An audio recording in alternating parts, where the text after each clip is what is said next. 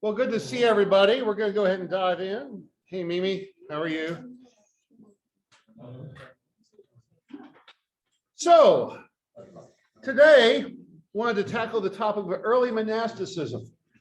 When we say monasticism, if you are tempted to look over at my son over here, don't, because the Franciscan movement is going to be much later. We'll talk about them, I think later in December, maybe in January, later in December, I think.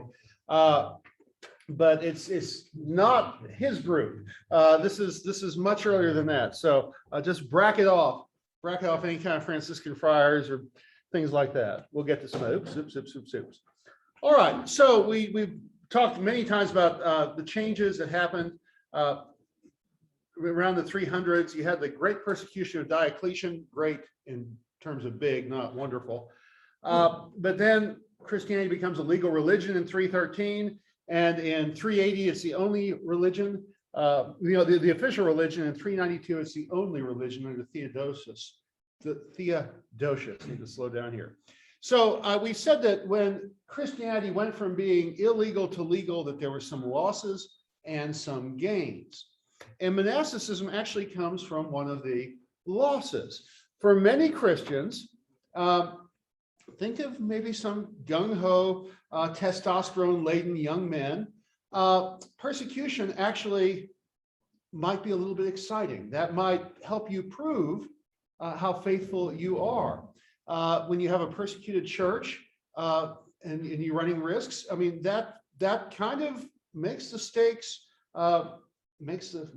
very high if you're a Christian or not a Christian.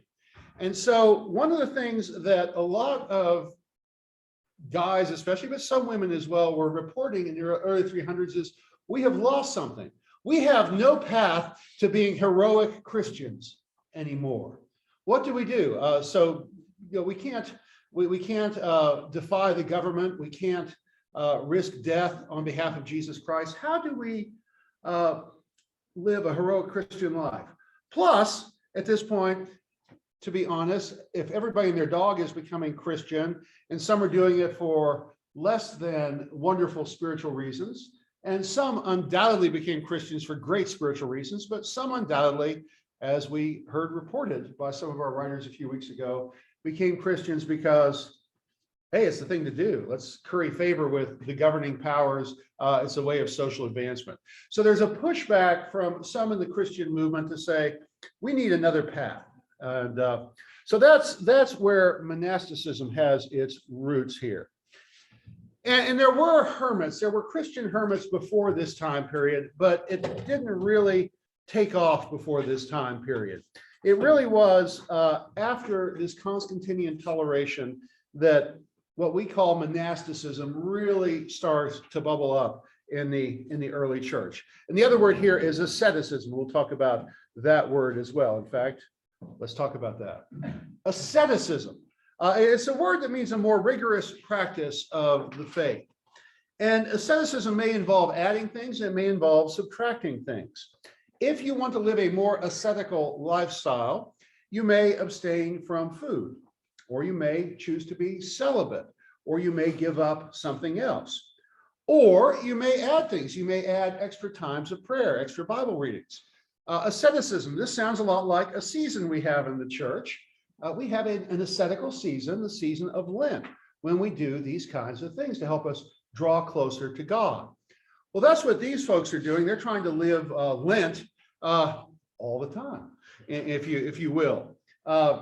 Parenthetically, I'll talk more about some monasteries I visited later. But one time I made the mistake of visiting my favorite monastery during Lent.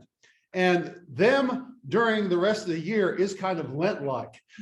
When you go to them during Lent, oh, it's a whole different, they take Lent really seriously. It's a super Lent. They don't even do lunch anymore. They do this get you through the day, tiny meal in place of lunch. So the rest of the year we'll do lunch, but during Lent, we'll have a collation, which just means tiny snack. So it's like they were into the intermittent fasting. Yes, well before that became a thing. Yes. So Lent is ascetical in tone.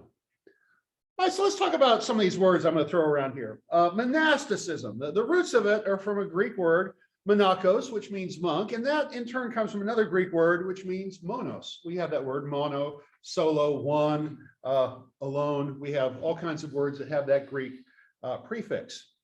And monasticism started out as Eremitic, but later on, some monks chose to be, monks and nuns, chose to be Cenobitic. All right, so I've thrown two more words out there, so we better define those. So Eremitic simply means solitary.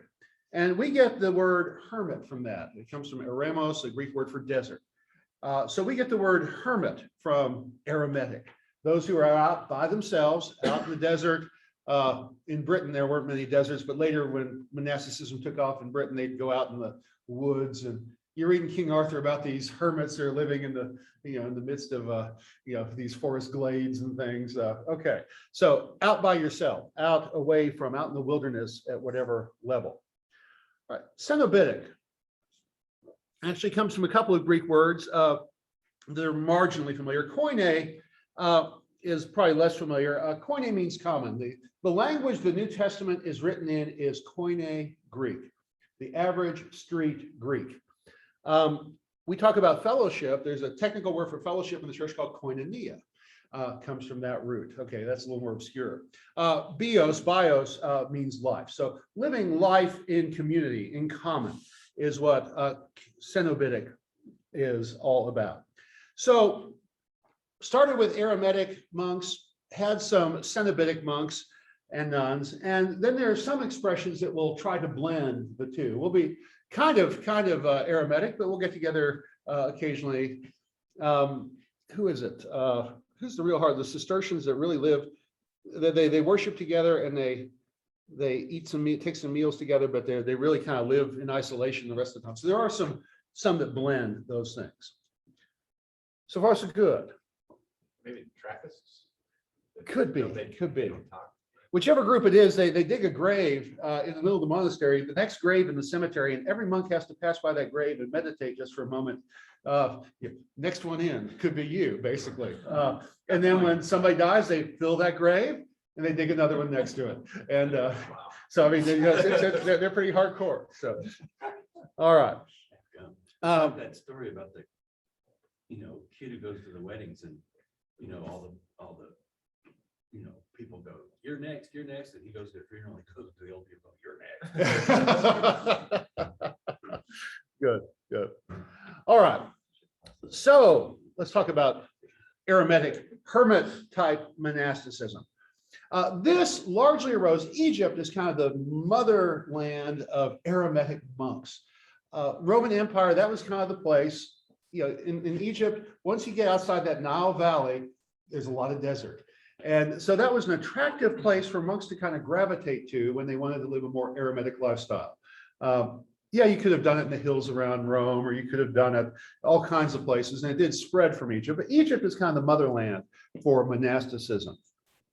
And so on this map, this was in your book, all the green arrows stem out from Egypt and go all kinds of different directions, because Egypt really is the area where monasticism starts. And zooming in there, we see St. Anthony and St. Pachomius, and I'll talk more about them momentarily here.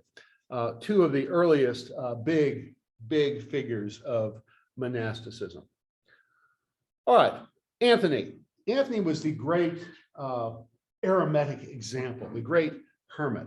And he actually went out in the desert before Constantine, before Diocletian. Anthony is on our calendar of saints in the Episcopal Church. He's also on many other churches' calendars of saints. You'll sometimes see him called Anthony of Egypt, or Anthony of the Desert, or Anthony the Great. Hugely important figure. And the reason we know about him is another guy we've encountered already, St. Athanasius. Athanasius wrote Anthony's biography.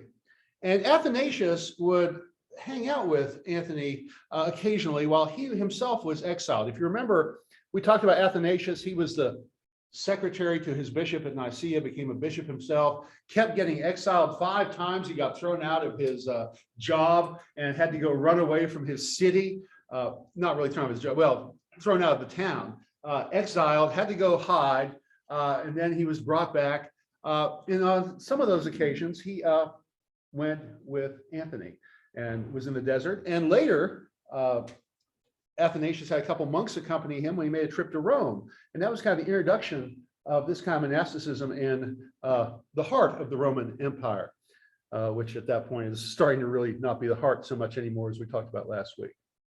Okay, so St. Anthony, we know about him from Athanasius's biography. In the reputed dates, and I say reputed, is Anthony was born in 251 and died in 356 at the age of 105. So some scholars push back on that, but it is possible. You know, if life expectancy is shorter, that doesn't mean that you don't have some old people. You just don't have as many old people. It is possible Anthony could have lived to be 105, or that could be a little bit legendary. But as the story goes, around the year 270, around 20 years of age, Anthony went out and he was an extreme hermit. The first period of his life was eremiticism, hermitage, being a hermit to the extreme. He went out in the desert and spent 35 years in pure solitude. So basically from young adulthood to middle age, from 20 to 55 years of age, Anthony was in this super solitary monk mode. People would try to contact him, and he just ignored them. They send messages over the wall, and he wouldn't respond. Just completely cut off from all kinds of contacts. And during this time, Athanasius talks about Anthony's struggles. And Anthony, as the stories go, had all kinds of spiritual battles during this time. They actually became popular. We'll talk about that in just a second.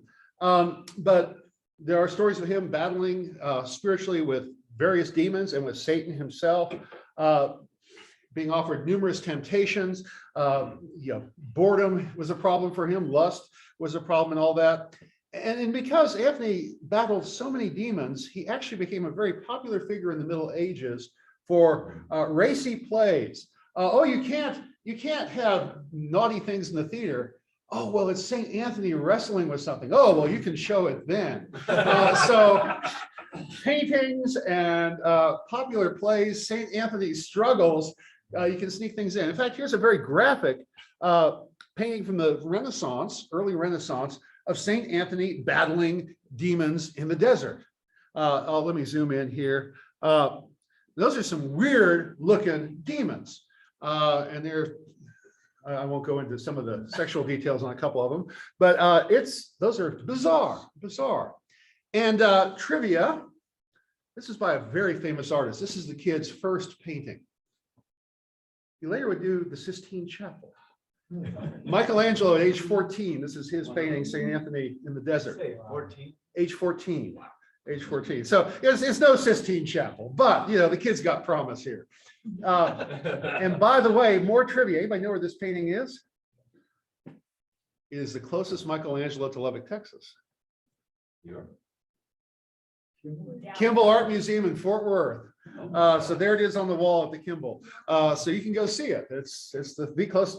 We don't have the Sistine Chapel 5 hours away. We do have the first painting by Michelangelo 5 hours away. So go see it sometime. It's a weird little painting. But there were it was a popular subject. Michelangelo was not the only one that painted it. Very popular subject. Then after this extreme period of isolation, Anthony started loosening a little bit. You kind of mellow in middle age sometimes, and you're not so gung-ho anymore. And his mellowing was not, okay, I'm going to go out and party. His mellowing was, if somebody wants to ask me a spiritual question, I'll answer them. If somebody wants some advice spiritually, I won't ignore them. I'll actually chat with them briefly.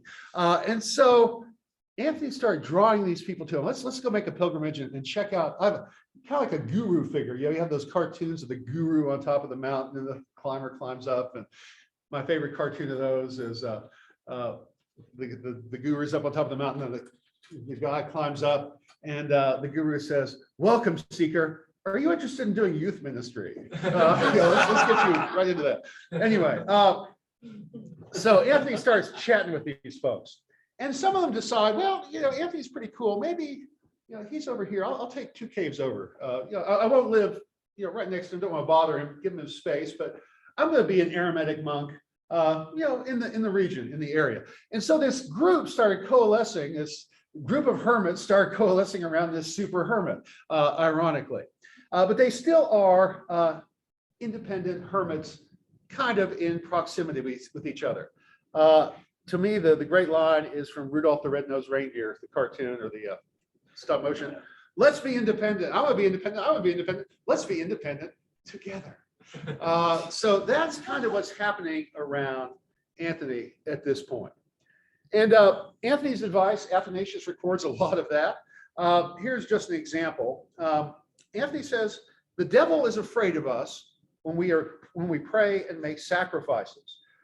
Sacrifice as far as giving up something, not burning a goat on the altar or something.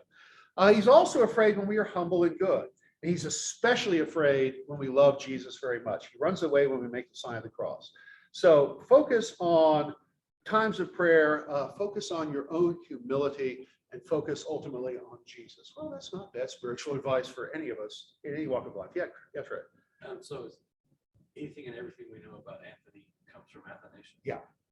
I mean, he didn't write to our knowledge. Yeah, that's what we got. Is Athanasius' biography of Saint Anthony, and that's a pretty popular book that was passed down too. Is it written in a funky old, or is it more historical like we think? It's it's at times you read and you think this sounds a little legendary almost, but Athanasius it's the technical term is hagiography. Hagia, the word for holy, telling the story of a holy person. Saint Elizabeth, we'll talk about her in just a little bit, or Saint Mary of the Desert, which was Mary of the Desert. I've got a picture of her later. Yeah, Mary of Egypt. We wouldn't know anything about her except, well, let's hold that story. But yes, we only know of him through Athanasius, really. The saying was, after he died, that alone in the desert, Anthony stood in the midst of mankind. And that's a fascinating thing. I talk to the monks sometime, and living alone, that must be tough. Well, actually, no, we're in the midst of the church. We are here almost like a spiritual prayer engine for the rest of you all. We are doing what you can't do, what you don't have time to do in your daily life. We are trying to do on your behalf. To do 7 services of prayer a day, except for Sunday when they cut it down to 6. They sleep an extra hour and a half and start at 5:30 a.m. instead of 4 a.m. But they're trying to do they're trying to do intercessory ministry for the church. They have a wall of prayer requests that they get and that they stand and meditate on and pray for people all over the place. So kind of that stems from Anthony. Alone out there, you've got these people doing something for everybody. Anthony stood in the midst of mankind. All right.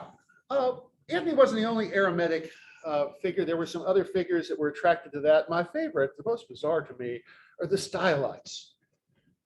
Stylites decided they were going to really isolate themselves in the midst of mankind and live on top of pillars and not come down. You'd haul a basket up with some food, you'd lower the rope again. And so they needed support from the community of some sort. Otherwise, they'd starve to death on top of these pillars. But they decided to go out there and live on top of these towers, on top of these pillars. A bizarre. Gordon is just like, huh? What? Not my idea of a wonderful life, but yeah. So you first of all remember, during the Depression, especially the pole sitters. Pole sitters. Pole sitters in the Depression. And there was a guy that wasn't there a magician that did that for a stunt too recently, a couple of years ago, to try and stay up on top of a pole for. So in the Depression, pole sitters were a fad, folks trying to do endurance records and all. So the Stylites were long before that. So my goal is to be all by myself on top of a pole.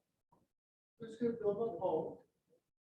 And how do I convince everybody to support me while I'm up on my pole? And that's, you've got to have at least one person that's going to be your support system of some sort. Yeah. So even though you're cutting yourself off in a way, you're not completely cut off in that situation. So do they build it so that other people can't get up there? Right. So how does he get up there? You need to climb with a rope or something and then pull the rope up. That's a good question. I never delved that deeply into the Stylites lifestyle. Okay, what happens when the storm comes? Duck. make a low profile. Is there shelter? Well, I mean, lightning, I guess you could put a little tent up or something. Lightning, was God's punishment. It wasn't electricity until Benjamin Franklin figured that out. Right, So, right. it was God's direct punishment. If a building got struck with lightning, that was God zapping that building. Yeah, Until it was like something like that in West Texas. Would be just. that'd be a bad place to Yeah. live, I would think. Yeah. But these are out in the desert too. These are not, this is Syria, I think. Well, I don't, you are so over the top extroverted. I can't see you wanting to live on a pole by yourself. You go crazy if you're stuck in the house for more than 8 hours at a time. So, yeah, that would not be you. I would not advise a long silent retreat at a monastery for you, my dear. So, yeah, there's some people that are drawn to that and some are not. Saint Mary of Egypt. As the story goes, we only know of her because one guy encountered her. She was completely naked, living in the desert, completely unclothed. And she said, "For modesty, would you just throw me your robe, please?" And so he threw her his robe, and he talked to her and got some advice from her. Wrote her story down. He was a priest, and he gave her communion, I think. And they came back a year later to check on her, and she was dead. So we only know about her from this one encounter, but he wrote down her advice and all. So we've got. If he hadn't walked by that day or found her or saw her out or whatever, we'd have no record of her. But she's a very popular figure for female desert eremiticism, Saint Mary of Egypt. In fact, there's been kind of a renaissance recently. You can go find all kinds of books on the wisdom of the desert fathers, or now wisdom of desert fathers and mothers. Those books are out there. I just grabbed two, but you can find scads more. There are lots of collections of their wise sayings that are available. And there's been kind of a renaissance in that in the past couple of So is it decades. like life advice or doctrinal stuff? Yeah, Yeah. yeah. This is advice for the modern world. Well, and these people, these are selected by these particular priests or writers, editors but yeah, there's all kinds of, runs the whole gamut. Runs the whole gamut. Do you have that book? I've got a different book, but yes, you may have one. It's like saying, you have a Christmas coloring book. There's scads of them out there. There are scads of these out there these days. All right, so we had St. Anthony in the desert there in Egypt. South of him was another figure, St. Pachomius, who's kind of a counterpoint to Anthony, even though he lived at a similar time. Pachomius was a soldier, a Roman soldier that, retired from soldiering. And he decided that monasticism maybe needed another expression. And so he organized things like the Roman army. He built barracks type structures for the monks to live in. He didn't want them to live in extreme ways, trying to moderate some of the more bizarre things happening from some of those folks in the desert, and try to set up some norms, some rules. So let's keep things in bounds a little more. Let's not go sit on top of a pillar, and let's not go live by ourselves, but we'll have some kind of community and pray, and but also spend time in solitary meditation and prayer and all that too. So you're not on top of each other 24/7. There are times of the day to do it and other times not to. So Pachomius is regarded as the father of Cenobitic monasticism. Again, community or common life together. And it's all about balancing prayer with work and communal times with solitary times. So Pachomius is one of the earliest rules that we have. We'll talk about the rule of St. Benedict's, probably the most popular these days, but that's a couple centuries later. Pachomius is in the 300s here. Was this why, like in convents and stuff, where the nuns sleep, they call it their cell? It's like, they're the only ones who ever go in there? Yeah, that's your place. That's your place to get off and hide out by yourself. And yes, yeah, you're the one that sleeps in there. Pachomius is more on an open barrack model than a cell model, but Benedictine stuff, yeah. All right, one of the places, we said it all spread out from Egypt. One of the places it went is into the Eastern Church, into what we call Turkey or Asia Minor. And the great figure there is one we've encountered before. We talked about Basil and his brother Gregory and their friend Gregory as the Cappadocian Fathers. They were all bishops. eventually, and they all, help work on this definition of this compromise of what the Trinity is. But Basil was attracted to monasticism, so he became one of the first Eastern, what we would call Eastern Orthodox monks, even though that's retrojecting the title. Eastern Orthodoxy hadn't been invented as a separate title at that point. Thank you, dear. So he was a monk as well as a bishop, and he was the one that kind of took monasticism from Egypt to the eastern part of the Roman Empire, Byzantium. And today, Eastern Orthodox monks still regard him as the father of Eastern monasticism. And there are a bunch of monks in the Orthodox Church because every bishop's a monk. You cannot be a bishop unless you're a monk. Now, you can be a priest and either be a monk or be married. But if you're not married, then you're going to be a monk. Father Alexander, the Russian Orthodox priest we have upstairs, that their church rents space from us. We keep in the closet upstairs. He's a monk. He is single and he is a monk. He has a monastic rule of life. So you can be married and be a priest, but you have to be a monk to be a bishop. That's the way they've structured things. So celibacy is not required, but if you want to be a bishop, that's the path you're going to have to take. All right, and Basil, wrote a rule. That Basil rule is still used in the Eastern Orthodox Church. He also wrote a big liturgy that's still used in the Orthodox Church. And our Eucharistic Prayer D, which is also used by other Protestants and by the Roman Catholics, we use it during the Easter season, is a abridgment of the liturgy of St. Basil. So influential figure for the Eastern Orthodox Church. Hugely, they put the great after his name because they figure he's that important. All right, monasticism also spread to North Africa. This is the area of St. Augustine of Hippo. We talked about him last week, I believe. And he also generated some rules for monks in his area of the world. So there's an Algerian type cluster of monasticism that happens. And then this is odd to us, but one of the big centers in the Roman Empire of monasticism, it spread into France of all things. From Egypt up into France. Kind of actually went around Italy. We'll come back to Italy in a second. There's a famous figure, St. Martin. In fact, St. Martin's Day was just last week because it's Veterans Day. He was a soldier, and it's kind of appropriate. He's always shown as a soldier, even though he retired from soldiering before he became a monk and bishop.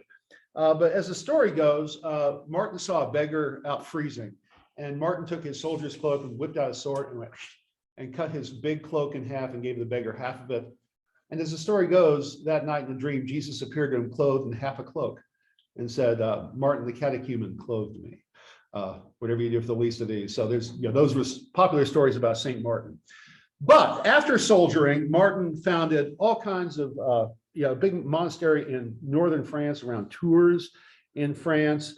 And that expression of monasticism spread even during his lifetime amongst men and women, nuns and monks. So Martin of Tours, he was a soldier for Veterans Day long before the armistice was ever signed on that day. Yeah, Trey. St. Martin's Day is a big deal in Germany. Is it? They have these like processions and with little kids and all these lanterns. Interesting. I don't know what the lanterns are about. I have no clue. I mean, there's a little kid's song about it. I went with my lantern and my lantern with me. Well, St. Martin's Day is also there's a Advent and then there's Greater Advent. So it's like the beginning of the Greater Advent. The extra 3 weeks Yeah. before Advent. Interesting. Cool. But he was French, right? He's French, yeah. He landed there. But I mean, Don't know what he was. things were, we'll talk about this in a week or two. Things were actually more cosmopolitan than we think of. I see the thing they're doing DNA analyses on Roman corpses, and they're shocked that they're not all Italian. I mean, they're from All over the map. everywhere. All over the map and going the other direction too. And part of the reason Christianity spread so quickly is Roman roads and Roman transportation that died off. Later, things wouldn't be nearly so mobile, but the Roman Empire kind of laid down some mobility and some cosmopolitan nature for the entire Mediterranean basin that really wouldn't be equaled until the 1800s again. Even Mozart, you read about Mozart's travels and it's horrible. I mean, how he went from town to town as a kid with his dad. The Romans could have gotten him there a lot quicker than he was able to go in the 1700s. But from France, it also spread up into what we call Britain. There are some famous British monastic figures. One of probably the most famous is Saint Patrick. There are some stories about Patrick that he founded monasticism in Ireland. There's some dispute about that, but he was certainly a monk that went to Ireland and converted Ireland. Patrick actually left us 2 writings. He left us a very short, they're about, you can put them both in a modern book in about 10 pages. So it's not Augustine's Confessions, a big thick book, it's a pamphlet. But Patrick actually left us 2 writings. One was his autobiography and one was a letter to some guy, starts with a C, Commonius or Commonius or something. So there are these legends though that have created around the guy, so you have to take some of those with a grain of salt. But we know Patrick was a son of a British deacon, grew up in southwest England, was captured as a slave, and went to Ireland and tended animals, and then had a vision that he should walk down to the seacoast and hop on a ship, and he did. Left that night, and during the time, while he's meditating out in the fields with the animals, he felt a real closeness with God, just deepening relationship with God. So he literally walked down to the coast. Literally, there's a ship leaving for France, and he hopped on it. And they took the kid, and he went to France, went to a monastery there, got trained as a priest, later as a bishop, and of all things, wanted to go back to Ireland. That was his goal. He liked the people that enslaved him, and he wanted to make sure that the gospel was spread there. And so he did. And probably more than most missionary figures in the world in Christian history, he really did take an almost completely pagan area, large country today, and turn it, not large, but a country, and flip it from pagan to Christian almost single-handedly with his entourage. It wasn't just him, but he was certainly driving the force. Was Ireland ruled by a king? No, there were kings, Multiple kings? there were multiple kings all over the place. And Britain had pulled back at that point, or Rome had pulled back from Britain, in 410 during Patrick's lifetime. And so, yeah, things are balkanizing, to use a later 20th century word. One later guy said, we used to have kings, now we have kinglets, chieftains, warlords, whatever you want to call them. Yeah. Now, there are lots of legends about him. It's unclear how many of those are legendary and how much is actual. But the fact is, after Patrick's time, monasticism became a dominant form of Christianity in Ireland. In fact, bishops were much weaker than the local abbot of a monastery in Ireland. The abbots wielded enormous power. So monasticism was just ingrained in the Irish Christian culture after Patrick's time. There was even a monk that the next couple generations later, a few generations later, St. Columba, that went from Ireland and did some conversion in Scotland. And so we got kind of a movement here from Britain to Ireland, from Ireland to Scotland, and the Scots even sent some missionaries south into northern England later on. But so kind of a lot of ferment here, and the British sent missionaries out too later. And I'll talk more about the British next week. I should say though, Rome did pull out of Britain in 410, and we talked last week about Saint Augustine of Canterbury coming in 605 or around 600. He died in 605. So for almost 200 years, the British Isles were on their own as far as Christianity was concerned. In fact, the Pope in Rome in 600 didn't even know that there were Christians in Britain. They had fallen off the radar screen. So that will come into play. I'll talk more about this next week, but they remember culturally, there's a time they remember we were independent, didn't need the Roman Church. That'll come into play in the Reformation later. We'll talk about that more in the future. It's kind of like the Republic of Texas. We were a country, by golly, an independent country. Yeah, we were a failed country. We couldn't sustain ourselves, but we were a country. We're proud of that. So kind of Britain has some of the same dynamics. Yeah, Trey. If Patrick was there 200 years before, or so, did the church in Rome venerate Patrick at that time, or did that? Probably, I can't imagine him being on their radar screen at that point. Because I was thinking, the whole Celtic movement of Christianity really functioned separate from Rome, and we'll talk more about that next week. He is on the Orthodox calendar. He's in the Orthodox calendar. Yeah. and Patrick's actually, there's a few people that are called the equal to the apostles because they were so important in missionary work. Jimmy said there were some who were called equal to the apostles in the Orthodox calendar, including Patrick, because he was such a great missionary. Interesting. Interesting. And drove the snakes out, right? And drove the, yeah, supposedly, yeah, if there were any to begin with. Well, we talked last week about Gregory coming in 600 to convert England and finding out that there were already Christians there. But Gregory was not a Celtic type figure as the church was in the British Isles. He was Benedictine. So let's talk about Benedict real quick here. Benedict is kind of the Italian expression. And we're talking about a century or so after, century and a half after Anthony of Egypt and those figures. So it kind of comes to Italy a little bit later. Kind of swirls up through France and into Britain before it really kind of coalesces in Italy, interestingly enough. But Benedict really solidifies in Italy and becomes really a center for monasticism for the rest of the history of the church up through this century. So Benedict was not the first to come up with a rule, but his rule is the most influential, and it became the dominant rule. The lesser rules would kind of be forgotten, fall apart. Oh, somebody else had a rule, that's great, but we follow the rule of St. Benedict. That's what we use. And so it's really a foundational blueprint for monasticism and for many things into our century. So Benedict founded a community out in the Italian mountains in the center of the country at a place called Monte Cassino. If you're a World War II buff, you may remember there was an assault on Monte Cassino. The Allies, unfortunately, had some bad intelligence that there were German snipers holing up in Monte Cassino, and so they took the place out. It was actually refugees there. As soon as they bombed and shelled the place to oblivion or to ruins, the Germans did come in and occupy it. So it became a self-fulfilling prophecy, and there were all these assaults. They have rebuilt it. Fortunately, the Benedictines there at this ancient monastery knew bad stuff was coming. They got all their records, all their papers out before the war got to them. So they were able to rebuild, and they didn't lose anything as far as their historic stuff. Just the building for the most part.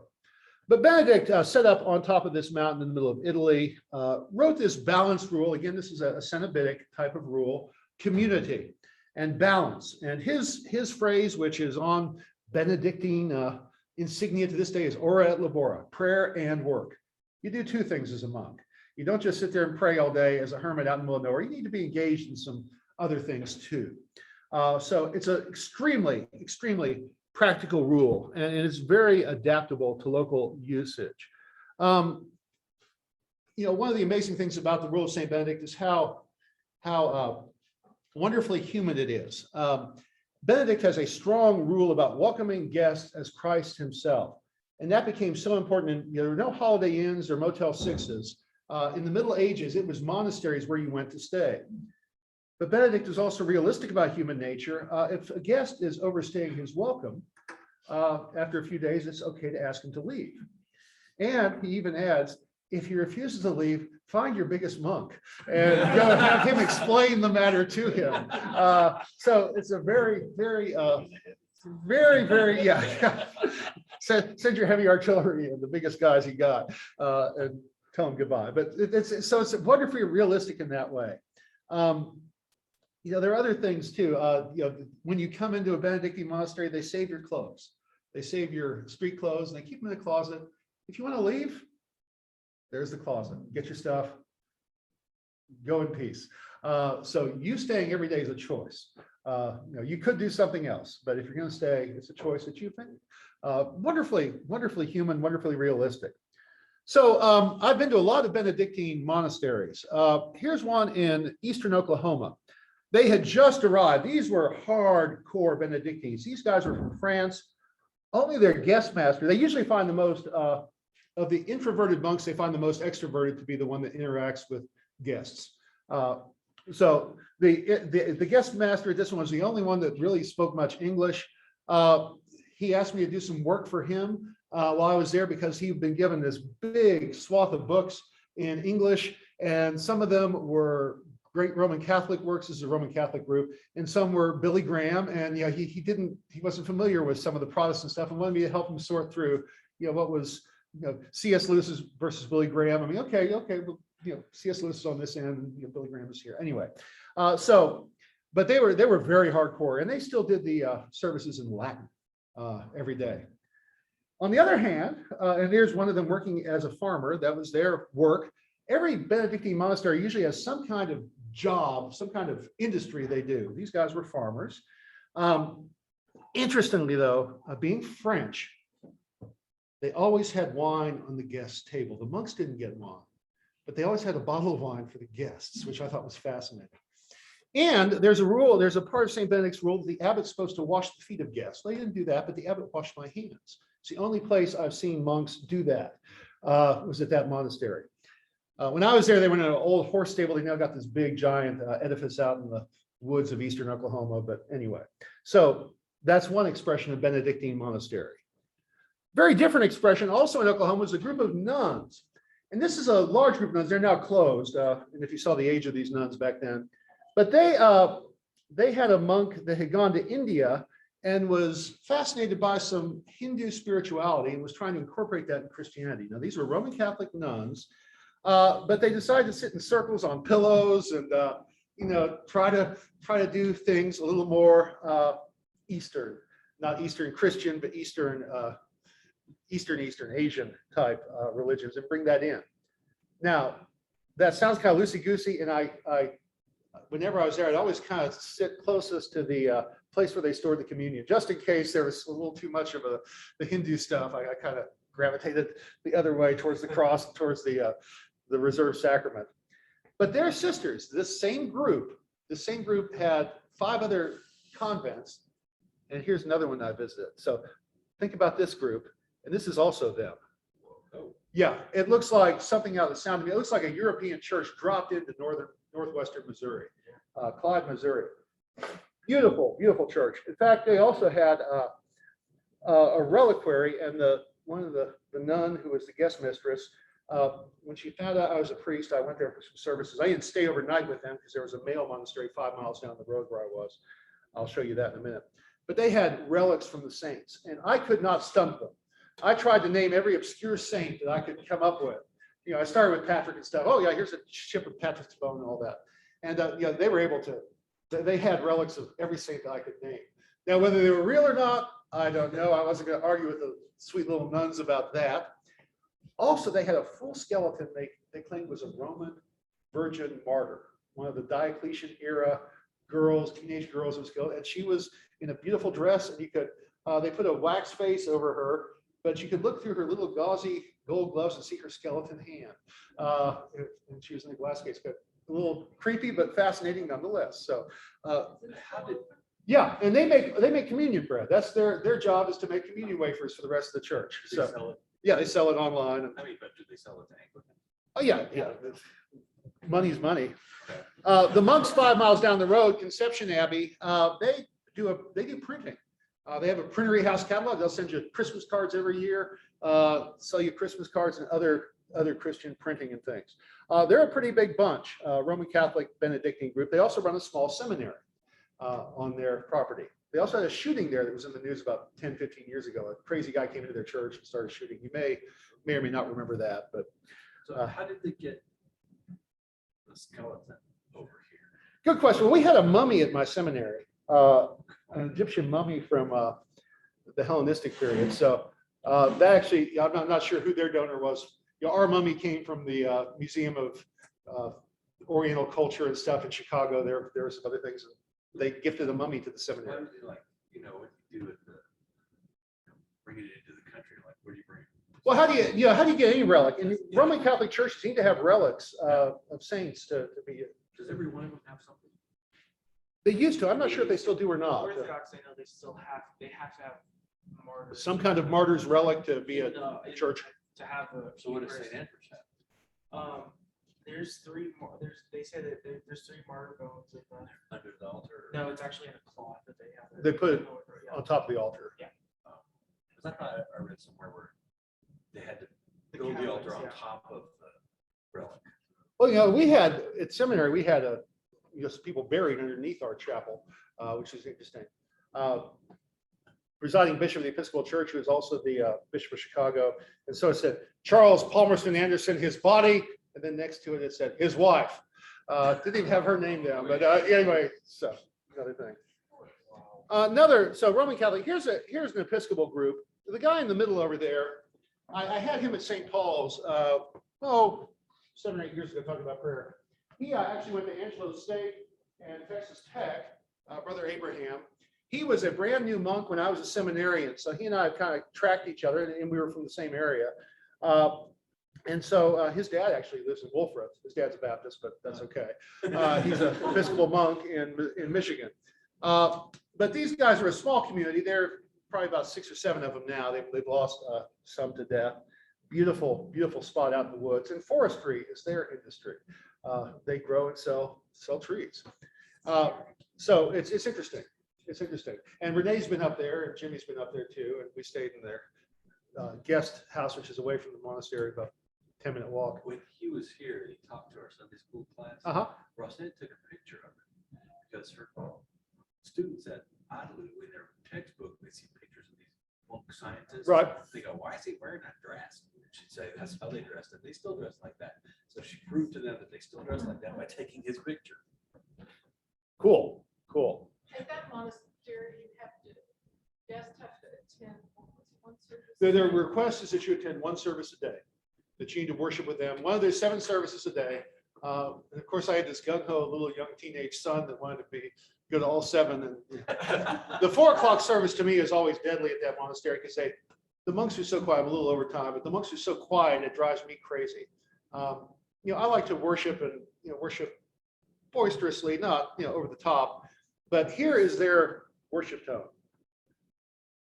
God makes me to silence. Oh Lord, make haste to help us. That volume, and they do it. They pray on the exhale. They chant on the exhale. So they take, and then they breathe the prayers out. And after about a week, there I would go, Hallelujah, or something like that. The peace of the Lord be always with you, and also with you. Okay, guys. So Jimmy, did you go to all 7? Yeah. The other cool thing, though, their abbot, I love the abbot's example. He's been their abbot for a long while. They elect him, but he's got the power of the gavel. He's also got crozier, like the bishop does. And so his gavel sits on his prayer desk, and he's supposed to bang the gavel to start every service. But he's such a laid-back, humble guy. The gavel sits there, with the big head here and the little handle going out, and he leaves the head down. He just lifts the tiniest part of the handle up and goes click. I have the power, but I'm not going to wield it by banging it hard. I'm just going to do the littlest tiny click. Just a light use of the power he has amongst them is just a fascinating thing. And I think it's emblematic of the way Benedictines often operate. Very balanced. Yeah. Did they let guests like cut down trees? No, I don't think they'd let a guest, because it really is their industry and all. But their prior is got all kinds of forestry. Prior is second in command to the abbot. He also his hobby is he referees war games that are done with little metal soldiers. So he's in great demand to go around southern Michigan and referee these on occasionally these war games. So anyway, it's fascinating bunch of guys. Do they use machines or do they just do it by hand? By hand is you mean The logging? the logging? No, they let trucks come in and things and chainsaws and things. No, So like they subcontract that stuff. and they also, I shouldn't tell this story, but I love it. They also have a problem with townspeople bringing cats and dumping them on their monastery grounds. They live about 5 miles outside town. And they were talking about the story. Occasionally they have to just bag up the cats and throw them in the lake. And they said one lady was just horrified to hear monks, extinguishing cats. And he said, "Ma'am, we're Benedictines. We're not Franciscans. We're not into all that stuff." So anyway, Franciscans we'll talk about later because they're from the 1200s, and we'll get to that later. For next time, we'll talk about some of the growth of the church in what we call the Dark Ages.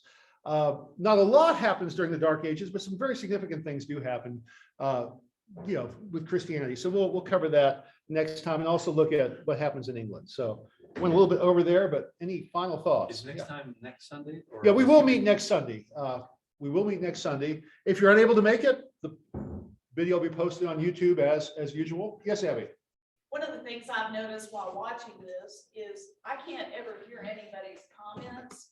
So if you all can gin up your voice just a little bit so the people on the other end can hear, that would be helpful. That's good. And I've been trying to repeat questions that people have said or repeat their comments, but thank you. That's a helpful reminder. Yeah, Gordon. Quick question, I don't know why this came to my mind, but in Sound of Music, was that an abbey that she came from? Yes. And what, do we know what it kind of was? Probably Benedictine. It's Benedictine. There are some Benedictine offshoots and some various degrees of that, but yeah, that's what it's supposed to be at Yeah, least. Yeah, okay. yeah. And the real Maria von Trapp, I'm not sure. Good question. What kind of nun she I don't was. know why I thought. That's a good question. I do know that she actually was married to the guy for like 10 years before they escaped. So they take some liberties with that story. Yes.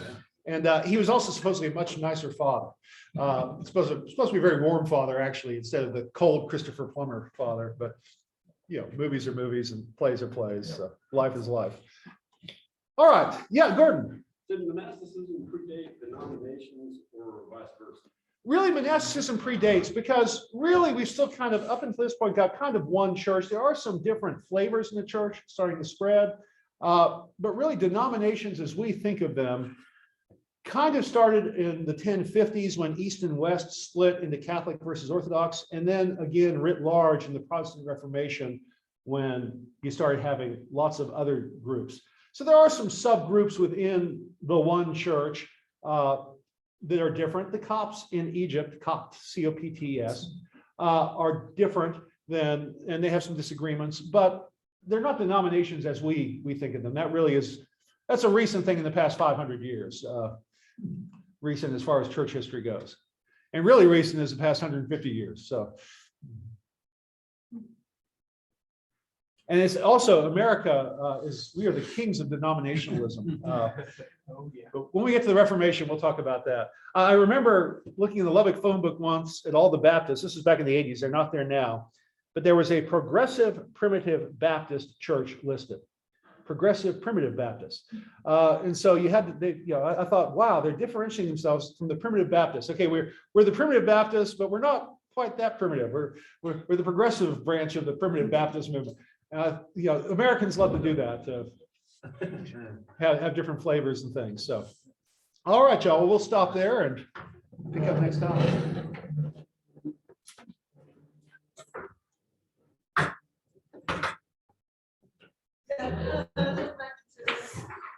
Yeah, if you would ask them, were they different groups or different denominations, they would say, no, we're all part of one.